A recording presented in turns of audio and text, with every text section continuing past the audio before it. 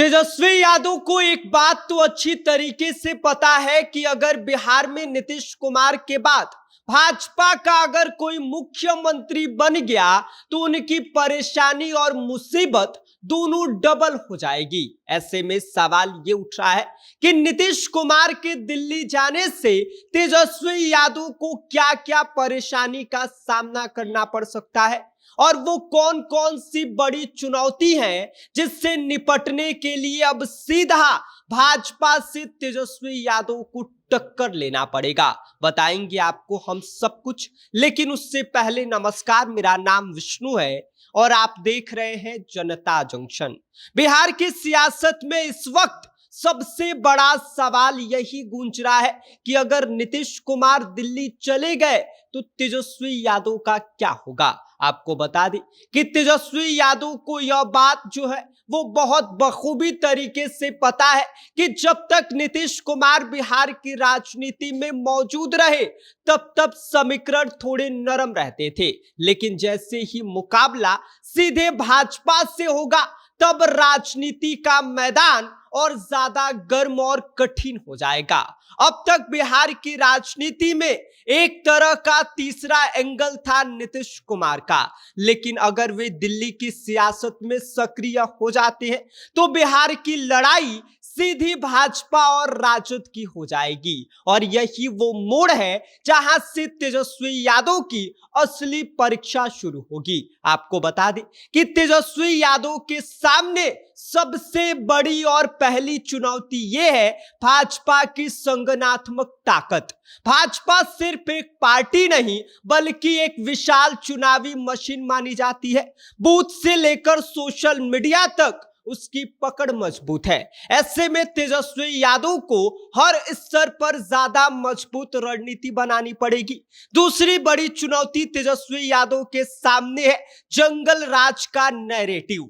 भाजपा बार बार राजद के पुराने शासनकाल को याद दिलाकर मतदाताओं के बीच डर का माहौल बनाने की कोशिश करती रही है।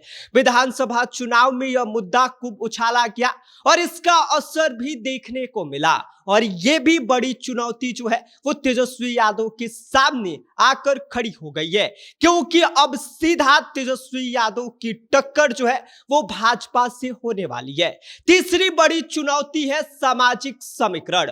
अभी तक राजद की जो राजनीति है वह मुख्य आधार MY समीकरण पर टिकी हुई थी, लेकिन भाजपा ने पिछले कुछ वर्षों में चाहे EBC वोटर्स हो, SC ST वोटर्स हो, कुर्मी कोयरी हो, सबको एक साथ लाने की तमाम कोशिशें की और इसमें सफल भी दिखाई दी।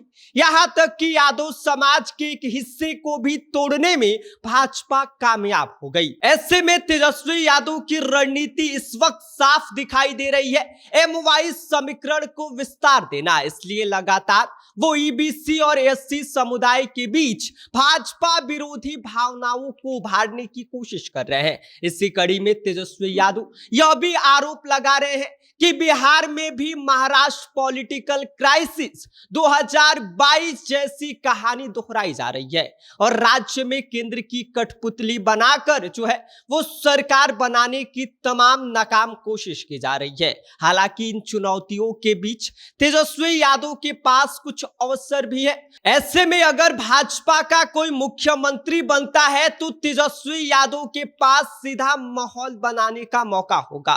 भाजपा की जो नीतियां हैं, बेरोजगारी हो गया, जातीय न्याय का मामला हो गया या जाति धर्म के मुद्दे हो गए, तेजस्वी यादव इन सब को यूज कर सकते हैं। इसके अलावा जदयू के जो असंतुष्ट नेता हो गए, वोट बैंक हो गया, उन सब में सेंध लगाने का मौका भी राजद के पास होगा। लेकिन असली सवाल यही है कि क्या तेजस्वी यादव अपनी राजनीति को MY समीकरण से आगे ले जाकर एक व्यापक सामाजिक संगठन बना पाएंगे, क्योंकि अगर ऐसा नहीं हुआ तो भाजपा की राष्ट्रीय ताकत और संसाधनों के सामने राजद की राह आसान नहीं होने वाली है। अब बिहार की राजनीति एक नए मोड़ पर खड़ी है।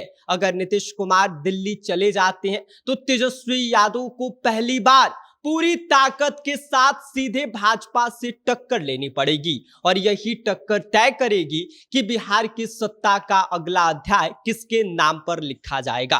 बाकी आप इस पूरी खबर पर क्या सोचते हैं, आपकी क्या कुछ इस पर प्रतिक्रिया है, अपनी राय हमें कमेंट कर दीजिए। आप देख रहे हैं जनता जंक्शन, मेरा नाम विष्णु है।